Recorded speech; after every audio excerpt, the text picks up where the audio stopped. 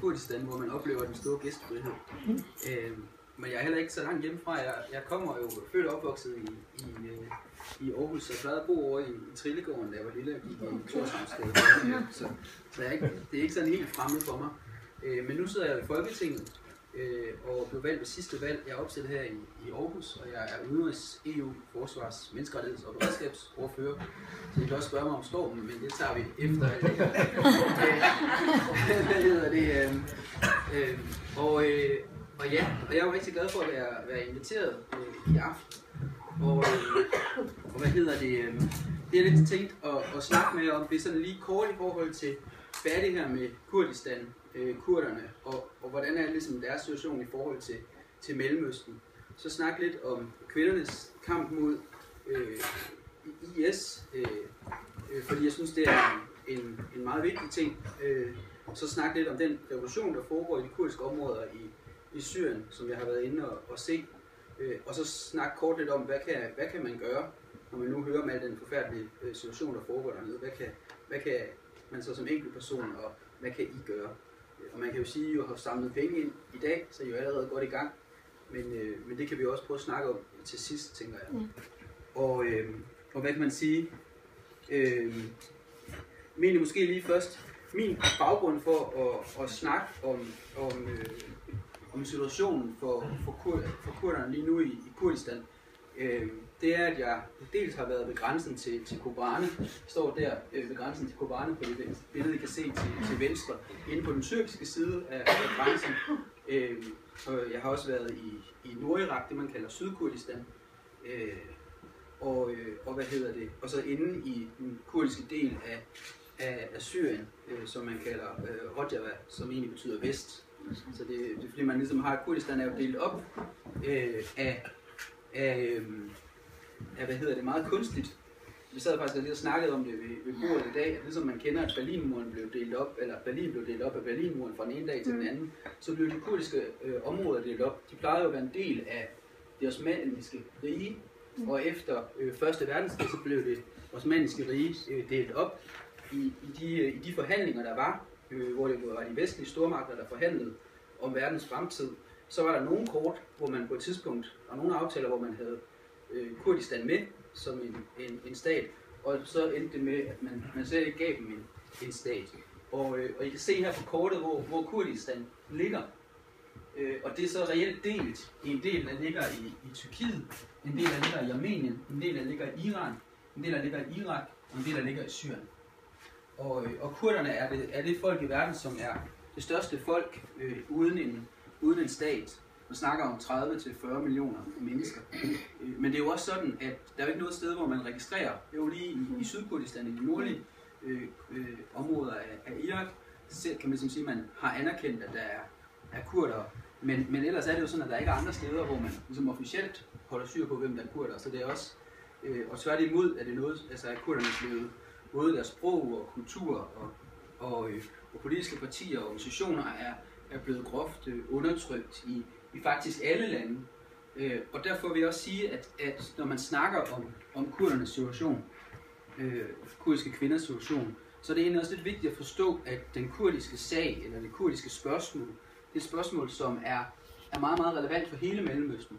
Jeg tror, de fleste er vant til at tænke på konflikten i forhold til Palæstina, Israel-Palæstina, som en konflikt, der er relevant for hele Mellemøsten og for hele verden. Men jeg tror ikke, de fleste har nok ikke tænkt, hvor stor en rolle faktisk det kurdiske spørgsmål også spiller i Mellemøsten. Og det gør det af flere grunde. Altså blandt andet kan man jo se, at de her lande, som er her, alle sammen nogen, der har ondt i menneskerettighederne, som har store demokratiske problemer, og hvor det er faktisk ret kendetegnende, at i alle landene er de kurdiske bevægelser og partier faktisk mange steder, eller alle stederne, den stærkeste oppositionskraft. Altså hvis man ser på hvad hedder det, Syrien, på Tyrkiet, på Irak, på Iran, så er det progressive. Så der hvor de progressive kræfter er stærkest i forhold til kvinderettigheder, i forhold til demokrati og sådan noget, det er ofte i kurdiske områder. Og derfor er det kurdiske spørgsmål ikke et spørgsmål, som ligesom kan ses fuldstændig, i hvert fald det er min pointe, ses afkoblet fra hele situationen i Mellemøsten. det er en situation, som hænger sammen. Og det er jo også en situation, hvor der har været mange års konflikt. Borgerkrigen i Tyrkiet mellem PKK og den tyrkiske regering har raset mange år. Nu er der fredsforhandlinger. I Iran er der i de sidste år mere end 500 mennesker, der er blevet helt kurdiske oppositionsfolk. I Syrien og i Irak har jeg hørt mere om det, altså kurdernes kamp mod IS, kurdernes selvstyre i Nordirak, som selvfølgelig har sine problemer, men som også er i forhold til situationen i resten af Irak et rigtig interessant eksempel på, at man har fået skabt en demokratisk ramme, som er rigtig interessant. Så det er sådan, man siger, det der med at prøve at sætte det lidt ind i en større perspektiv, at der er det kurdiske spørgsmål, det er slet ikke urelevant for Mellemøsten, men vi er ikke vant til at se det på vores tv-skærme. Vi er begyndt at se det her med fremrykningen fra IS med i rigtig høj grad efter kampen i Kobane, men vi er slet ikke vant til at se det. Jeg har været dernede. Der til højre står jeg i Syrien og bliver passet på af de kvindernes selvforsvarsstyrker, YPJ, som passede rigtig godt på os, mens vi var der. Og det er jo også rigtig interessant, at i en situation på mange måder, hvor man kan sige, der i Mellemøsten er meget stærke sådan mørke kræfter, der arbejder for etnisk splittelse og undertrykkelse, som vi særligt ser jo med IS, men som vi også ser med regeringen i Bagdad, der har været dybt sekterisk, som vi ser med Bashar al-Assad, der er meget undertrykkende og dybt sekterisk. Jamen, så er der i de kurdiske områder en udvikling, der går i en anden retning, hvor det er stærke kvinder, som leder an, og det kan man sige, det oplevede jeg på egen krop, fordi de passede på mig i 24 timer, hvor jeg rendte rundt som den første parlamentariker fra Europa, der var i... Og når var du nede? I Syrien. Jeg var dernede i slutningen af november. Hvordan tog du så? Jamen, jeg havde jo snakket lidt med kurderne, sagde, de ville passe godt på mig. Og hvad hedder det? Og det er jo lidt interessant, fordi I har nok ikke rigtig hørt om kurderne inde i Syrien. Men der har været en situation i de sidste 3 år i de her kurdiske områder i Syrien, hvor man har lavet en revolution. Man smed Assad-diktaturet på porten. Så dannede man forsvarsstyrker, så man kunne forsvare sine landsbyer. Og så begyndte man at lave en inklusion af kvinder og alle etniske minoriteter og religiøse minoriteter. Og de er faktisk nogle ret velfungerende områder. Nu har vi set, at Kobane bliver angrebet, så de er også under pres. Men jeg tog så egentlig den del, som ikke var Kobane, men som var over ved den nordirakiske grænse og kom ind fra de kurdiske områder der. Men jeg vil så også sige, at det er jo også en situation, som jeg kommer egentlig lidt mere tilbage til det senere, omkring den politiske situation, men jeg vil sige, at jeg var der faktisk i et døgn, og jeg var ikke bange, mens jeg var der. Jeg blev passet rigtig godt på. Men som sagt, så er der den situation, at Kurdistan er under angreb. Altså de kurdiske områder i Nordirak, hvor jeg var nede, jamen der havde man den situation, at dengang Mosul faldt i sommer i juni, så stod man faktisk med et område, altså i de kurdiske områder i Nordirak, der bor 5 millioner mennesker, så det er sådan cirka ligesom Danmark. Og lige pludselig fra den ene dag til den anden dag, så havde man 1000 kilometer grænse, hvor det var IS, der grænsede, hvor der stod på den anden side. Før stod det der ikke, så var der 1000 kilometer, som man skulle forsvare. Man fik også 1,4 millioner flygtninge ind, hvilket vil svare til, at du har et land som Danmark, der får hele Estlands befolkning fra den ene dag til den anden væltning.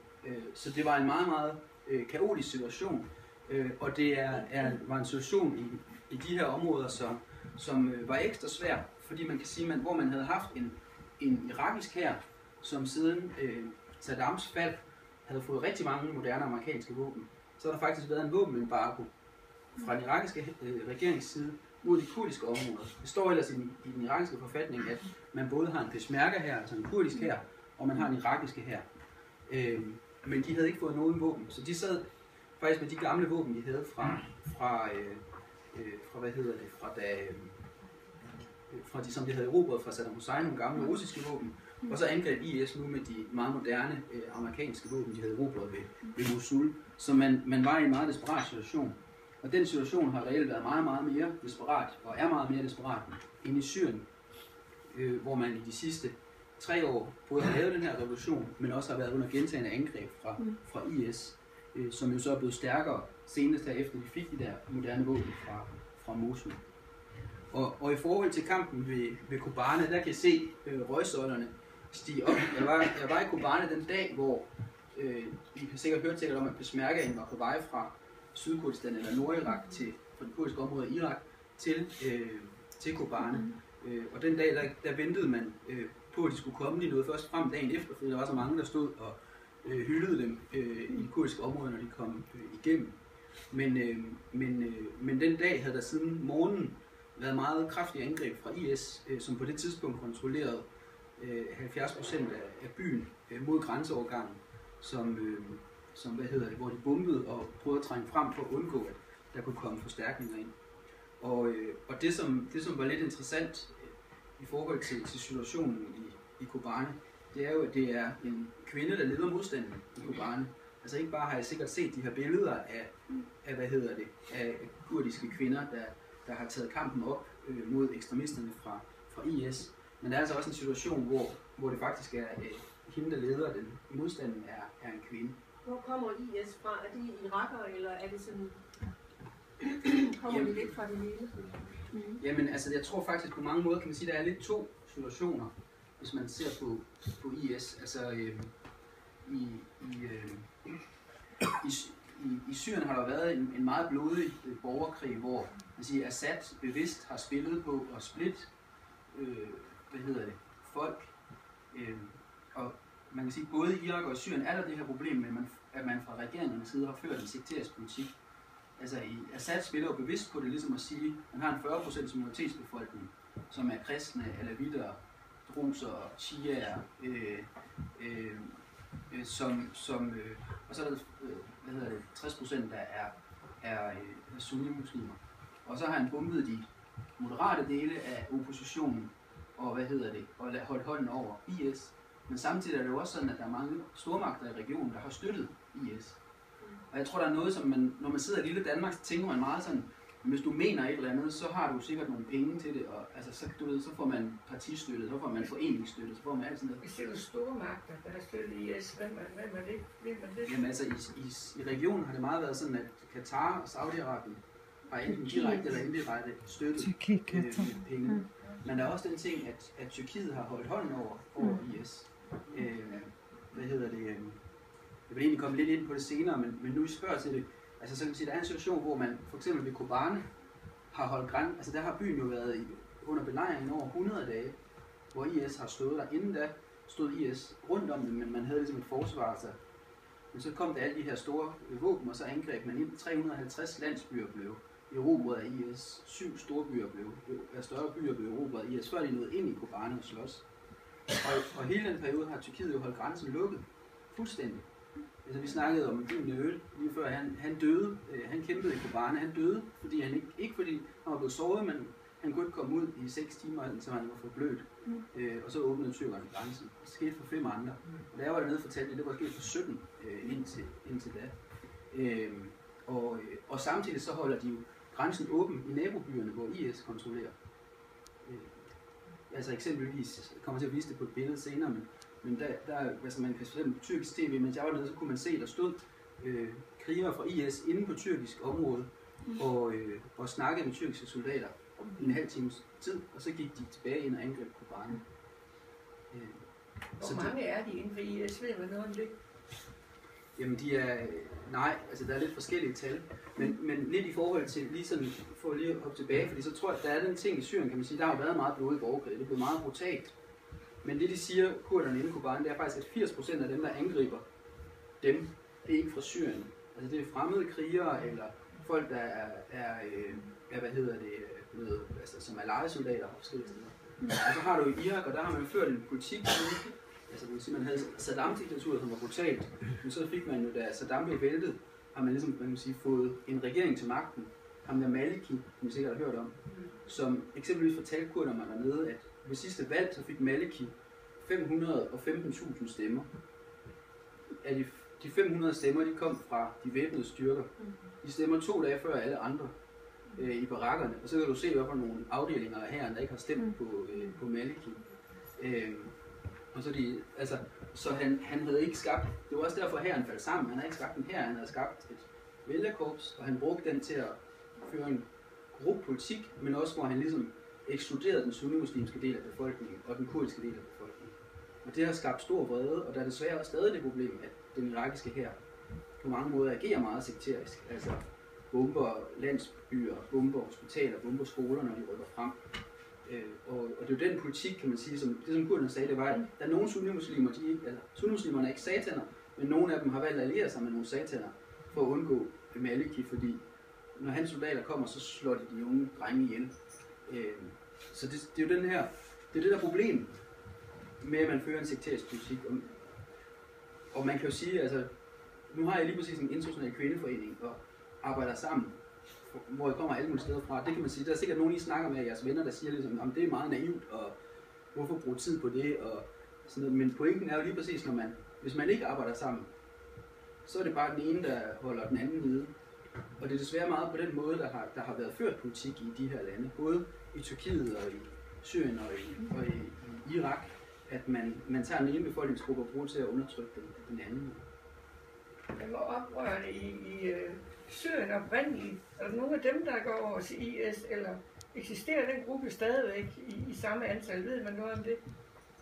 Jamen det er der jo. Altså der er folk i Syrien, som støtter IS. Men der er jo også den ting, at IS er også dem, der har pengene, det er også dem, der har våben, som har fået mange penge fra bagmænd i Katar, Saudi-Arabien og i Tyrkiet. Og det er jo fordi, det er blevet en regional stor konflikt også.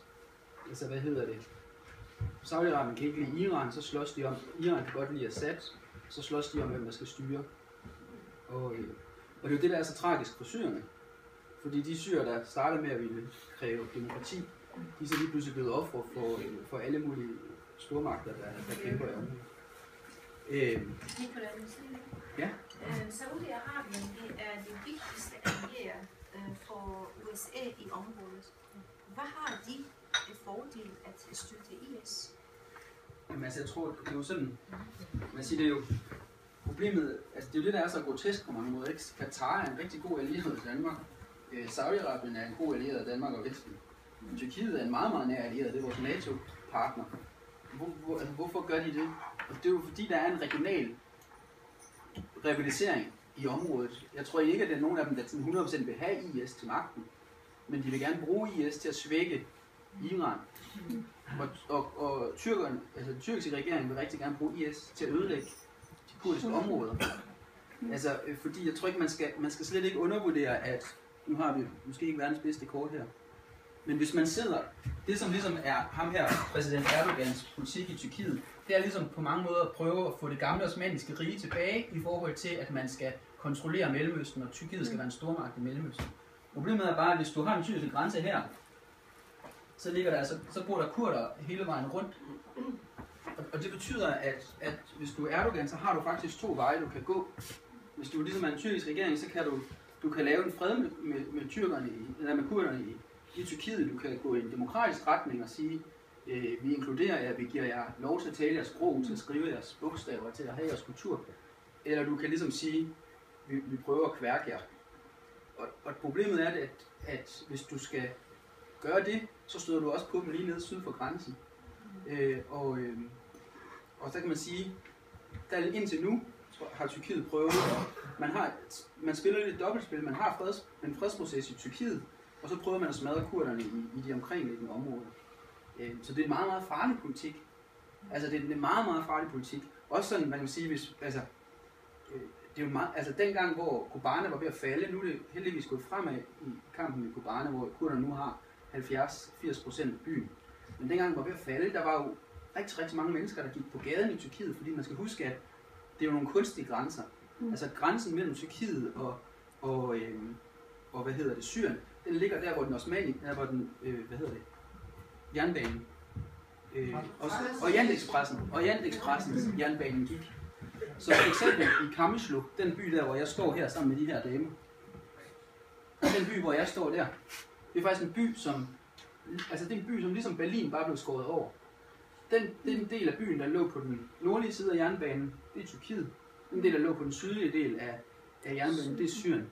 og så har man ikke set hinanden i 80 år. Så går man hen og synger for hinanden i weekenderne, og så kan man ligesom hilse på ens familie, hvis man kan kigge gennem minefelterne. Så det er ligesom, det er den situation, der er, så der er jo, det går jo også, det er en kunstig grænse, der er skabt, og derfor er der også en fælles kamp. Og situationen, altså da jeg var i Kobane, var situationen jo meget, meget forfærdelig, så vi kunne høre bomberne, vi kunne høre folk skrige, vi kunne hvad hedder det, vi kunne høre dem skyde.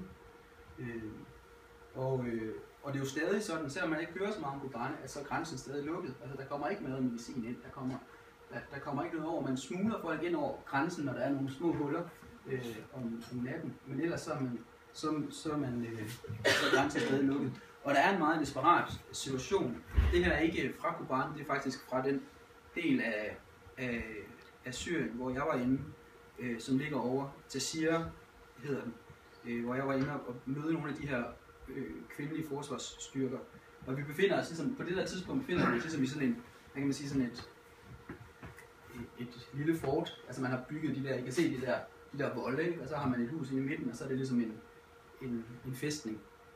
Og den fæstning, den ligger 10 minutters. Den ligger faktisk, nu siger jeg det, undskyld, jeg springer lidt, men jeg prøver at svare på jeres spørgsmål.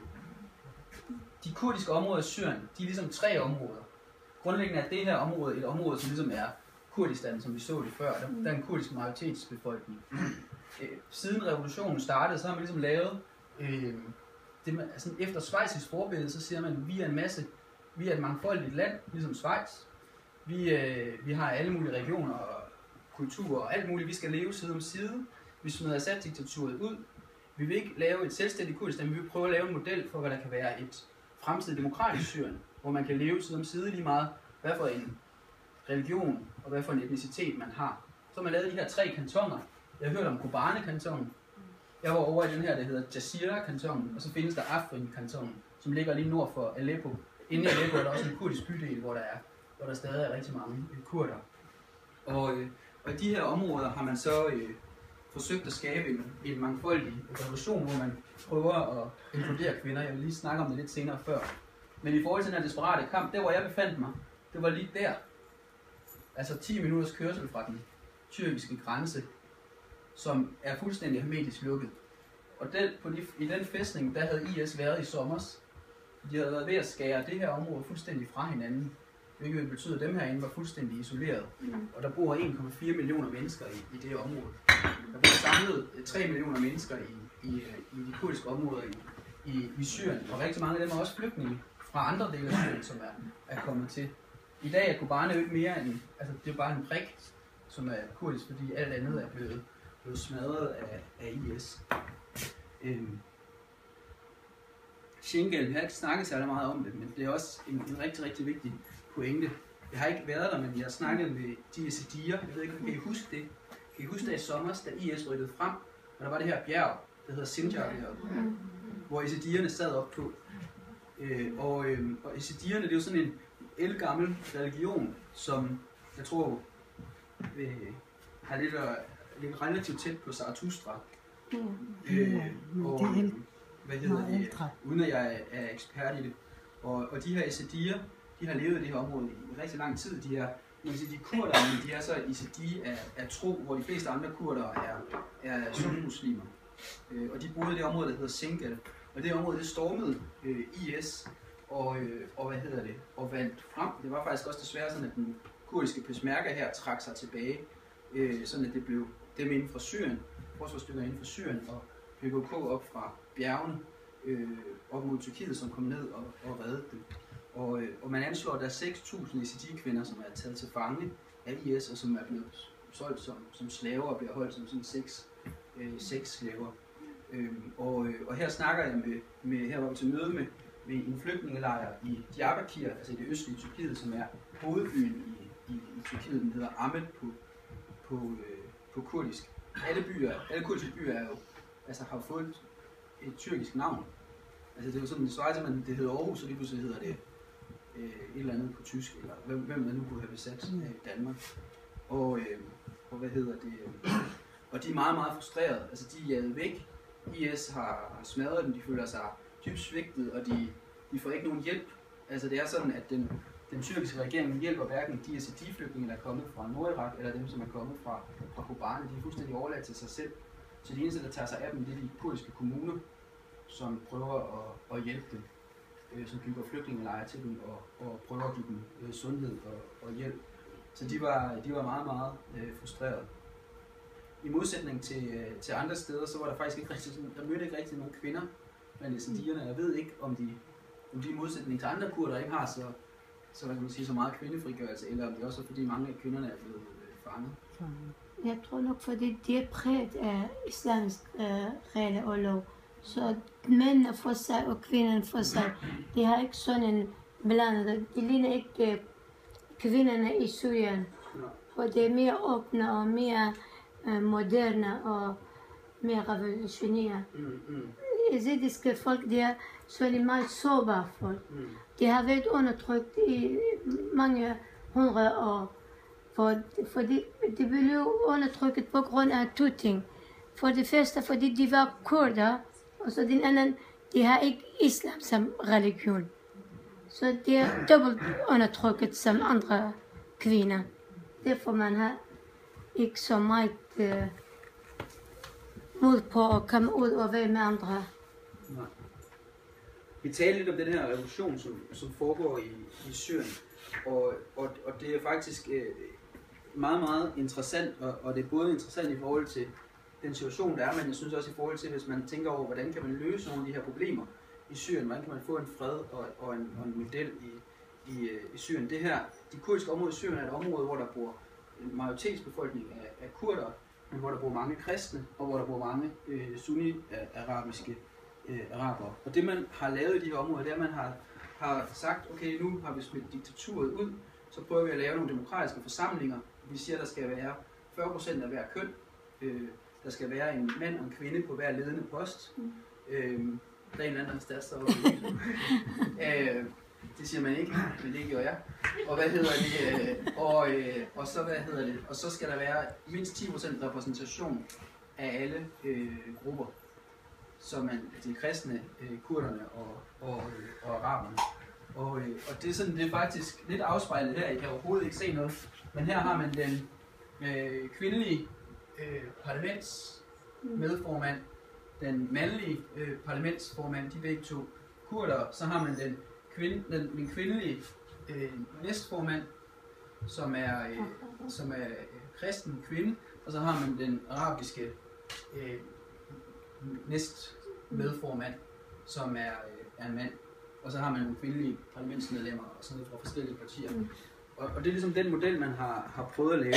Og det er jo ret vildt i et område, hvor man lige på den anden side, der har man IS, som holder kvinder som sexslaver og slagter dem. Så har man her en situation, hvor man prøver at skabe en mangfoldig revolution for alle grupper, men også at inkludere kvinderne. Og det gør man meget bevidst, fordi man siger, at vi bliver nødt til at leve sammen. Og det vi har gjort her, det er, at vi har prøvet at skabe en model for, hvordan et fremtidigt Syrien kunne se ud. Og jeg synes faktisk, det er en vigtig pointe, for det de siger, man går til at tænke, hvordan fanden skal det nogensinde løse sig i Syrien. Og der er ikke nogen let løsning. Men jeg synes, det er en vigtig pointe i forhold til de her store sekteriske problemer, der er. At den model, der faktisk er her, det er en model, som er rigtig stærk for at vælte Assad. Fordi der er 40% minoritetsbefolkning, som er dødsens rej, hvis det er IS, der erstatter Assad, fordi så bliver de slået ihjel. Men hvis det er en mangfoldig model, hvor der er plads til dem, så er der ikke noget at være bange for. Og det er også det, de siger i de her områder, det er, at vi er den største trussel mod Assad, fordi det er vores alternativ, som kan vælge ham. Indtil da, så vil folk ikke have andet alternativ, i hvert fald hvis du er minoritet, end slutte op om ham. I hvilke områder det er? Det er de oprindelige oprør, du taler om nu, ikke? Jo, man kan sige, det er jo lidt et virvaret kort her, men det her område, det er kontrolleret af IS. Jeg kan se det område, jeg var i, det er fuldstændig, har IS hele vejen rundt om sig. Så en lukket tyrkisk grænse her, og så en grænse ind til de kurdiske områder i Nordirak. Kobane var fuldstændig omgivet af IS med lidt fra den frisyriske hær. Herover har man fra den frisyriske hær. Og man kan sige, der er ligesom grundlæggende tre ligesom store grupper i den syriske borgerkrig. Der er Assad, så er der IS som en rigtig stærk kraft, og så er der ligesom kurderne, og nogle af de andre oprørsgrupper, som samarbejder med dem om at prøve at lave et demokratisk Syrien. Hvor er alle sunnierne henne i det? Jamen dels er kurderne jo sunnier. Men når jeg siger, det er jo egentlig lidt forvirrende, fordi når jeg siger kristne og araber, så er det faktisk forkert, fordi det er begge grupper er arabere. Den ene gruppe er kristne araber, og den anden gruppe er sunni-araber. Man skal sige, i de her områder, hvor der ikke særligt, der er flygtninge fra andre dele af Syrien, men der er jo også, der er også arabere, der er shiaer, der er også arabere, der er druser og sådan noget, ikke? Ja. Vi besøgte i Syrien, altså i Jazira-kantonen, jeg besøgte et kvindeakademi. Det var ret spændende. Der har man ligesom lavet et kvindeakademi, hvor man uddanner kvinder, man uddanner 20 kvinder af gangen, og ligesom prøver at lære dem at blive kvindelige ledere, og ledere i forhold til at tage lederskab i det nye selvstyreområde, som man har lavet. Og det var rigtig interessant at se. Det var også sådan lidt sjovt politisk, fordi det viser måske noget også om den der mangfoldighed, der er. Jeg ved ikke. Det her banner, det er ligesom, der er de her 3 kvinder her. Fidan Dogan, hvad er det nu den anden hedder? Sakina. Leila. Som er 3 kurdiske kvinder. Jeg ved ikke, om I lagde mærke til det her den anden dag. Var det 3-årsdagen, hvor de blev Den 9. i Paris? 9. januar 2013, det blev dræbt. Og 2 år siden. 2 år siden, ja. Og det var 3 kurdiske kvinder, der blev dræbt i det kurdiske hus i Paris, lige efter fredsforhandlingen var startet i Tyrkiet. Man har stadig ikke fået afklaring på, hvem der dræbte dem. Man frygter, at det ligesom er nogen, der var imod fredsprocessen. Jeg kendte Fidan Dogan, hende der I ikke rigtig kan se, der er mest til venstre fra det arbejde, jeg har lavet i Europarådets parlamentariske forsamling. Så er der Clara Zetkin og Rosa Luxemburg.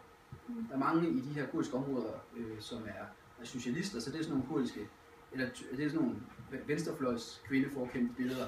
Og så har man Jomfru Maria hernede. Der er sikkert også nogen, der synes, at Jomfru Maria var en rigtig god kvindeforkæmper, så hende har man også med. Men det synes jeg er meget sjovt. Men når vi snakker om det her med, hvorfor er den tyrkiske regering så opsat på at ødelægge de kurdiske områder i Syrien, så opsat, at man holder grænsen lukket for kurderne, men åben for IS. Altså en ting, som sker i de kurdiske områder i Tyrkiet, det er jo, at man prøver at kopiere den model, som er i Syrien. Man prøver at sige, vi er også en masse mangfoldige mennesker, der bor i Tyrkiet. Vi er en stor kurdisk minoritet, vi er en masse, der er alawier, vi er en masse, der er kristne, vi er en masse, der er... Vi skal også leve sammen. Så man prøver at kopiere noget af det her med at sige, at vi kunne også lave selvstyreområder, vi kunne også lave, og vi kan også lave kvindefrigørelse. Det her det er for eksempel den kvindelige medformand i Sulut, den by, der ligger lige på grænsen af Kobane, som ligesom er valgt der. Og jeg synes, det er meget interessant i forhold til det, som kurderne gør, at man kan sige, at der er en tradition blandt kurder for at have mere kvindefrigørelse end andre steder. Men der er altså også en situation, hvor man meget, meget aktivt prøver at gøre det. Altså fra politisk side. Altså hun er valgt fra det pro-kurdiske venstreorienterede parti, HDP,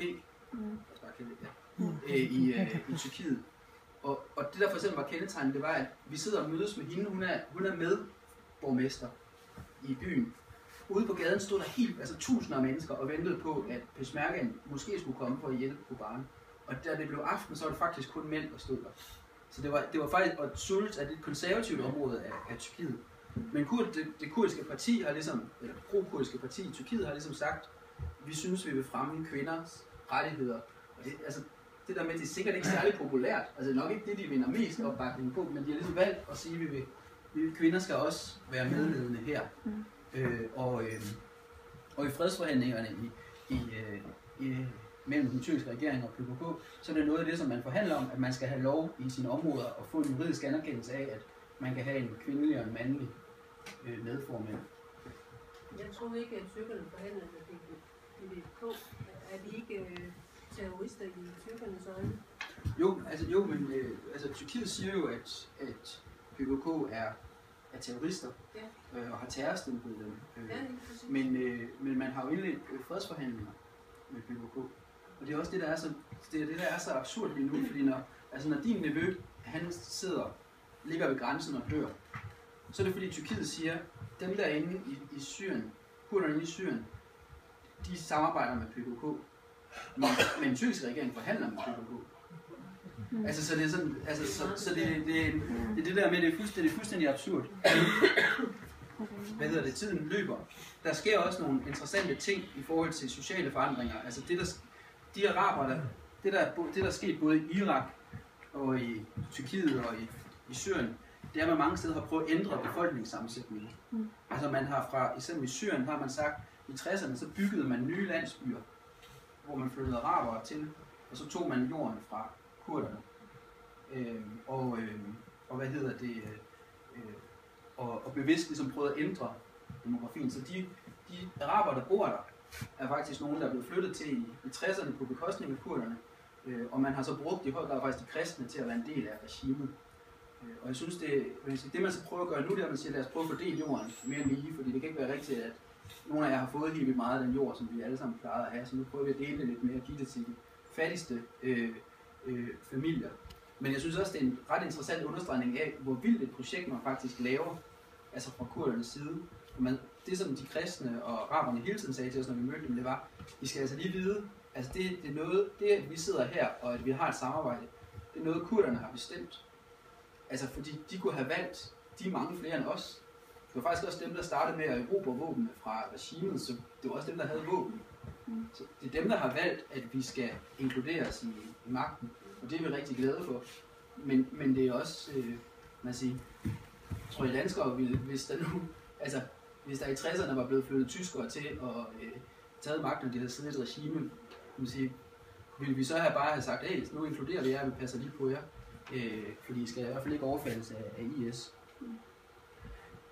Der er en kæmpe stor humanitær katastrofe i alle de kurdiske områder lige nu. I hvert fald hvis vi snakker om kurdiske områder i Tyrkiet, Syrien og Irak.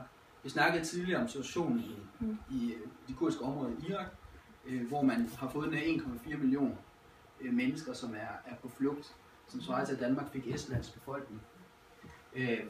Der er man heldigvis, kan man sige, i den situation, at man får hjælp fra FN. Der kan man sige, det er meget et spørgsmål om en vigtighed af at eksempelvis sikre, at Danmark og andre regeringer sørger for at give penge til FN, så der ligesom kan komme nødhjælp frem. Der er kæmpe store mangler, men man kan sige, det er noget, vi kan gøre, hvis vi presser den danske regering til at eksempelvis give flere penge, eller samler penge ind til Røde Kors og sådan noget. Billedet til højre, det er fra en flygtningelejr, jeg besøgte ved grænsen til Kobane i Tyrkiet. Der er situationen den, at de flygtninge er kommet fra Nordirak, som er kurder, og flygtninge, der er kommet fra Syrien, som er kurder, de får overhovedet ikke nogen hjælp fra den tyrkiske regering. Faktisk i modsætning til, hvad I tit hører, hvor alle roser den tyrkiske regering får gjort meget for flygtninge, så er det i hvert fald en hjælp, som ikke rammer de kurdiske flygtninge. Der fører man igen sådan en sekterisk politik. Så de står uden hjælp. Og der er det kun de kurdiske landsbyer, der hjælper. Den der barak, eller den der container der, det er lægehuset i en flygtningelejr på 4.000 mennesker, hvor halvdelen cirka er børn, som ligger lige på den anden side af grænsen inde i Tyrkiet til Kobane. Og hvor de 2 læger, der er der, de faktisk, altså de er frivillige og gør det ulovligt, fordi efter de her Gezi-protester, kan I huske de der protester i Istanbul, hende der er den røde kjole, så har man forbudt at lave frivillig lægehjælp udenom myndighederne eller sådan et eller andet. Og derfor så har man 4.000 mennesker, der kun får hjælp fra 2 frivillige læger, som reelt gør det ulovligt. Og til venstre, det billede der, det er en Yazidi-flygtning, som befinder sig inde i Jazira, altså inde i den kurdiske del af Syrien, som er flygtet, fordi han blev reddet op fra Sinjar-bjerget af kurderne, af selvforsvarsstyrkerne inden for Syrien, hvor de redde rigtig mange ind. Og der kan I se, altså lige nu ser det ikke sådan her ud, lige nu ser det sådan her ud med sne, og der er altså ikke, der er ikke noget, der er ikke nogen sikring her, det er ikke hævet på nogen som helst måde, det er bare mudder, som løber ind under. Og der er problemet både, at der er problemet, man kan sige, langt mere kompliceret, end det er i Irak, altså i det kurdiske område i Irak, fordi den tyrkiske grænse er lukket. IS står på den ene side, og Tyrkiet lægger pres på de kurdiske myndigheder i Nordirak for ikke at åbne deres grænser op. Så det er kun meget, meget sjældent, der bliver åbnet, for at FN kan køre ind. Så der holder rigtig mange FN-lastbiler på den tyrkiske side af grænsen, som ikke kan komme ind. Så der må sige, der er det ikke bare, hvor mange penge man har givet til FN, der er det også et politisk problem, om at der er en bevidst blokade af de her områder, sådan at hjælpen ikke kan nå frem til ham her og rigtig mange andre. Og det der problem med, at det er jo meget absurd, når man hører den danske debat omkring flygtninge, og så ser på situationen. Altså i Folketinget har vi fx haft lange debatter, om man ikke bare kunne hjælpe flygtninge i nærområderne. Altså situationen er så den, at det her er et nærområde, det er den her Surat flygtningelejr, lige på den grænsen til Kobane. Altså der får de bare ingen hjælp. Så hvis man vil hjælpe i nærområdet, så skal man starte med at lægge pres på den tyrkiske regering, for at de hjælper dem. Og den tyrkiske regering har ovenikøbet også forbudt FN at komme ind i Tyrkiet og operere, så de kan heller ikke komme og hjælpe de her flygtninge. Og grænsen til Kobane er lukket. Altså nu kunne der snart ved at have befriet Kobane. Men en af de her små drenge, han kom og sagde til mig, jeg stod sammen med ham, der var lejr, altså ansvarlig for kommunen. Og så kom han og sagde til mig, kan vi ikke han sagde til os, kan vi ikke få de her telte med hjem til Kobane? Og så sagde ham der, hvorfor pokker vi de her telte med hjem, de er jo vildt dårlige. Og så sagde han, det var fordi, altså vores hjem er der ikke mere. IS har smadret vores hjem, så når vi skal hjem til Kobane, så vil vi gerne have vores telt med.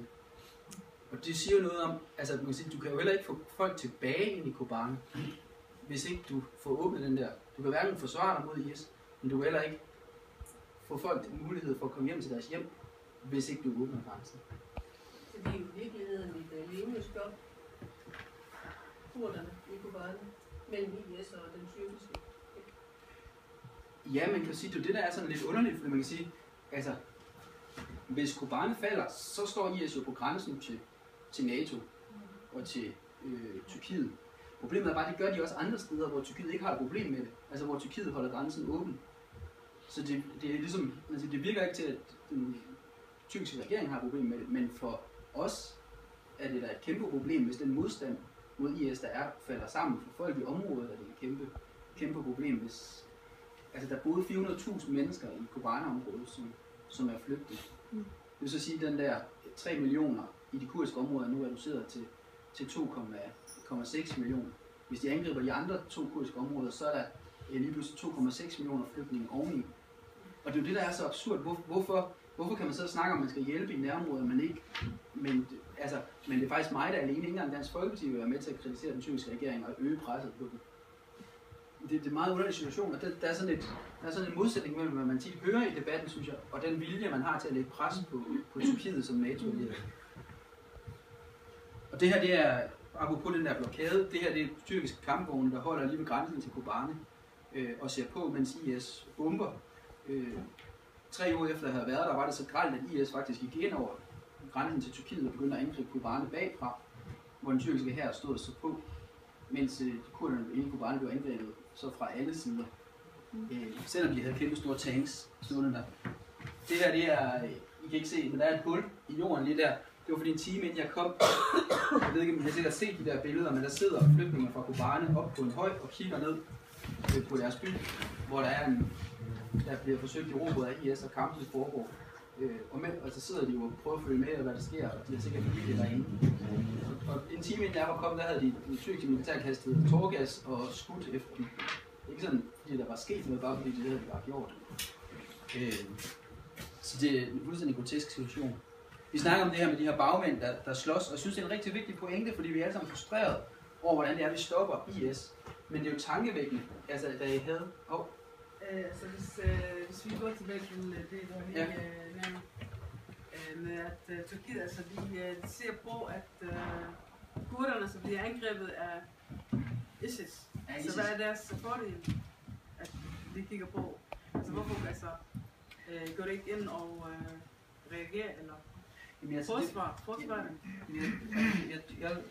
Jeg tror, altså IS bliver brugt til at være et værktøj til at ødelægge, at du kan få nogle selvstyreområder i den nordlige del af Syrien, hvor kurdere har rettigheder. Fordi det, at kurderne får rettigheder der, er en kæmpe inspiration for kurderne inde i Tyrkiet. Altså det er derfor det der med hende der var medformand. Man er begyndt i de kurdiske områder i Tyrkiet at kopiere den model, man har lavet i Syrien. Det er en kæmpe stor inspiration for folk. Og det er det, som... Og Erdogan, han kan ikke bestemme sig, om han vil have fred med kurderne i Tyrkiet, eller om han vil ødelægge dem. Og det der, man siger, hans strategi i Syrien er at ødelægge dem, men han sidder stadig og forhandler med dem. Og det er derfor, det der man siger, det er også derfor, hvad kunne man gøre som Danmark, der kan man sige, at lægge pres på Erdogan for at stoppe med at holde hånden over IS i forhold til Syrien. Det er også en måde at insistere på, at der skal være en fredelig løsning af det kurdiske spørgsmål i Tyrkiet. Men jeg tænker, jeg er fuldstændig enig, vi skal lægge alt det pres, vi kan på Tyrkiet. Men jeg tænker, og det synes du springer lidt over, at det starter med, at vi skal lægge pres på vores regering. Fordi i realiteten har vores regering jo igennem Syriens venner været allieret med IS i 3 år. Og vores regering er med til at bruge IS til at skabe den borgerkrig, som er i Syrien.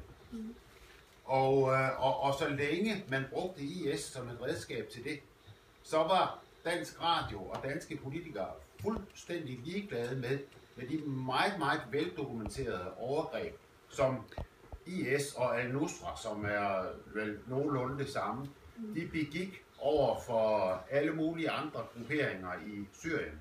Fordi det ragede os ikke, fordi det var vores allierede, der gjorde det. Og derfor tænker jeg, at vi skal lægge pres på vores regering og sige, at vi må stoppe samarbejdet med Tyrkiet, så længe Tyrkiet de samarbejder med IS, så må bekæmpe kurderne. Vi må stoppe samarbejdet med Saudi-Arabien og Bahrain, så længe Saudi-Arabien og Bahrain de støtter IS. Og jeg tænker sådan set også, at vi skal sige, at amerikanerne de bruger også IS som deres redskab. De bruger dem så for at svække den shia-muslimske alliance, der har været i Mellemøsten mellem Iran og Syrien og Hezbollah, som var den eneste modvægt i Mellemøsten til USA's og Israels totale dominans. Og der var IS... Nu er vi vist meget inde på partipolitik. Nej, jeg tænker at det faktisk er sådan, at vores regering skal vi også presse til, at vi faktisk skal bekæmpe IS. Og det kan man altså kun gøre ved at lægge pres på vores allierede. Men jeg er meget enig i det der med, når jeg siger lægge pres på Tyrkiet eller på Katar eller Saudi-Arabien, så er det jo selvfølgelig, at den danske regering skal gøre det. Det er der ikke særlig stor lyst til, eller Folketing. Og det er jo meget grotesk. Altså, det var lidt interessant at se, altså fordi situationen har desværre været den, at når Danmark har støttet oprør i Syrien, så har man meget udliciteret det til Tyrkiet og til Saudi-Arabien og bestemt, hvem der skulle være dem, man støttede. Og det har betydet, at der er ingen støtte kommet til de kurdiske områder. Altså Danmark hjælper med at uddanne politifolk i Aleppo, men ikke uddanne politifolk i de kurdiske områder, hvor man ordentligt har inkluderet alle, både mænd og kvinder og alle i de nye politistyrker. Der er ingen nødhjælp, der kommer frem, der er ingen hjælp, der kommer frem. Der er underkøbet den situation, som jeg snakkede om før, at man har en situation, hvor man i Saudi-Arabien er i stand til at kontrollere, at kvinder ikke kører bil, men man er ikke i stand til at kontrollere, at der ikke er Saudi-Arabien, der putter penge ind i IS. Altså det er jo meget, meget underligt.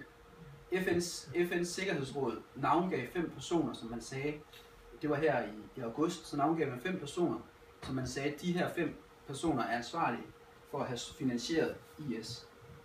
Dagen efter, så blev en af dem fængslet i Katar. Altså, prøv at tænke over det. Man sidder i FN's Sikkerhedsråd om onsdagen i New York, og kan navngive en person, som man derefter kan fange i Katar. Altså, så har man også godt vidst i Katar, at han sad i Katar om tirsdagen. Altså, og det er jo det der skilt, og der synes jeg, der er noget, som jeg har foreslået.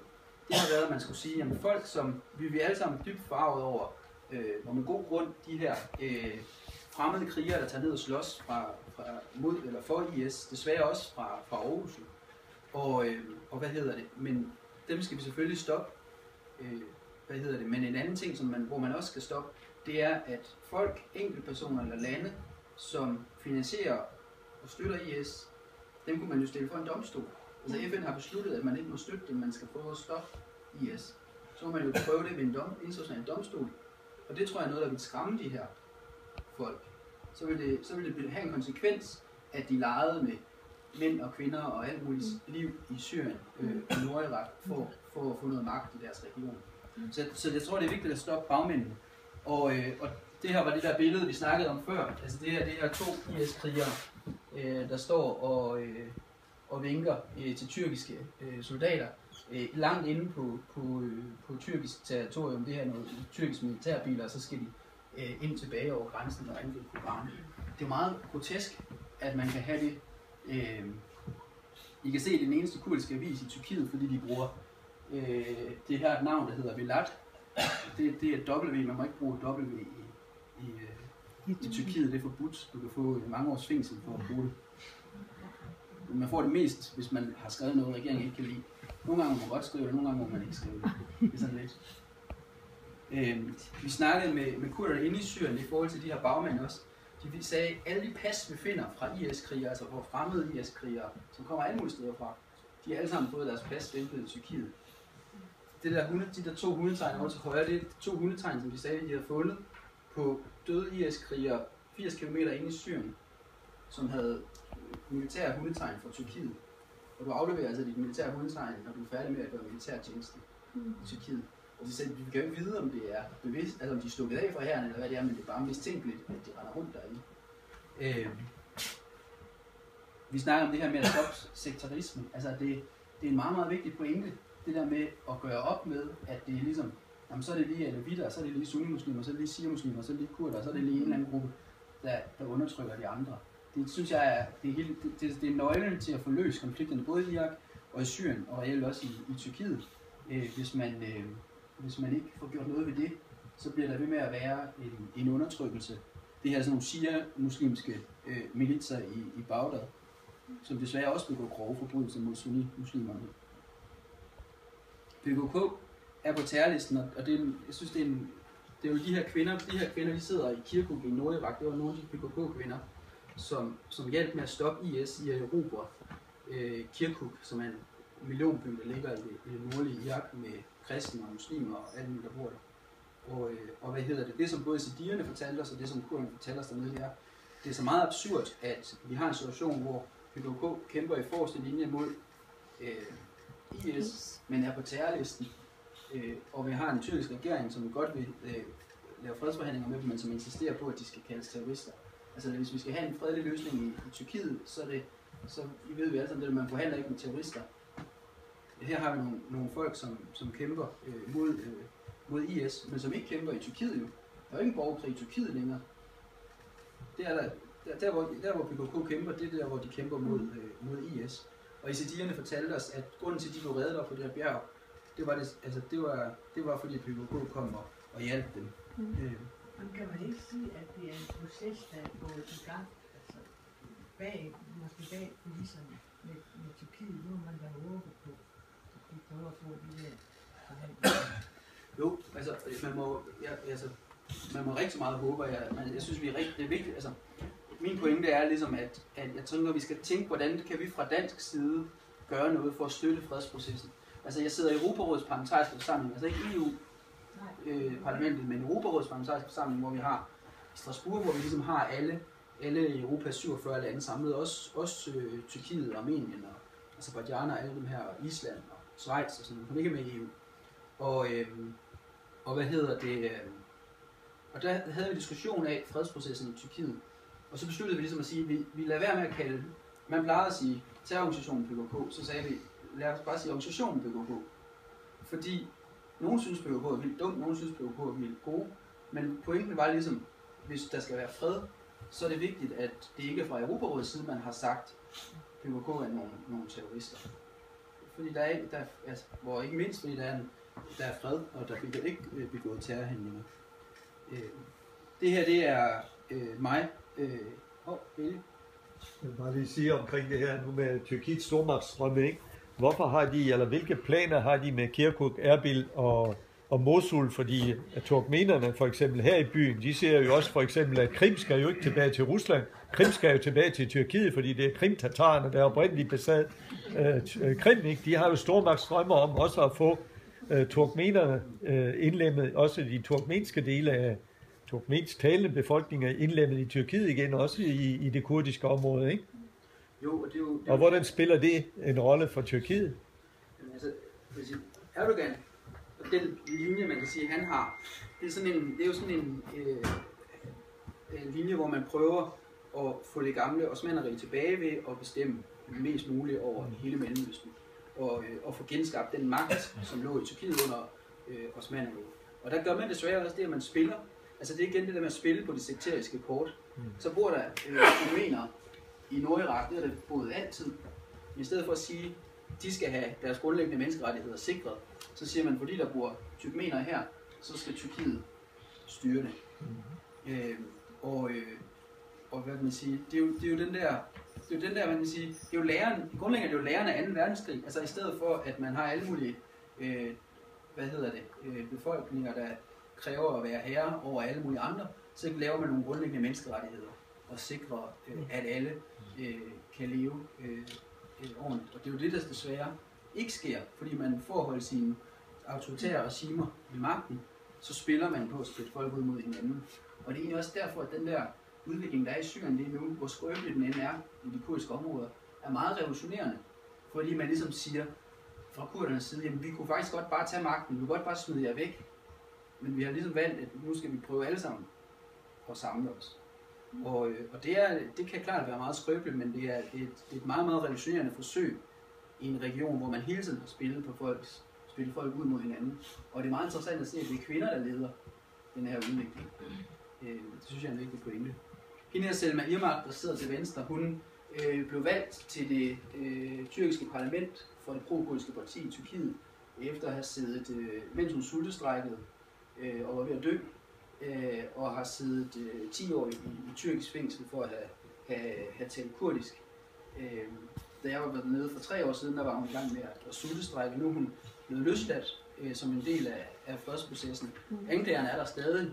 Man har bare holdt op med at afholde. Man har bare givet hende og 8 andre parlamentarikere lov til at komme ud af fængsel. Og jeg synes, hun havde en vigtig pointe. Der er ingen tvivl om, at sådan en som hende, hun har haft et rigtig hårdt liv. Men det hun sagde til os, eller til mig, da jeg var dernede, det var, hun sagde, I skal ikke have ondt af os. Vi har valgt at kæmpe. Vi har valgt at kæmpe i Kobane. Vi kunne sagtens bare være løbet. Altså vi kunne enten have underlagt os, og så accepteret at blive undertrykt eller dræbt. Men nu har vi valgt at slås, og vi har så vi har ikke brug for, at de har ondt af os. Vi har valgt at kæmpe, men støtte vores kamp. Og jeg synes, det er jo meget vigtigt budskab. Altså fordi man skal egentlig, det som kurdernes budskab er, det kurdiske kvindernes budskab er, at I skal ikke have ondt af os. Vi har valgt at slås, men vi vil meget, meget gerne have jeres støtte.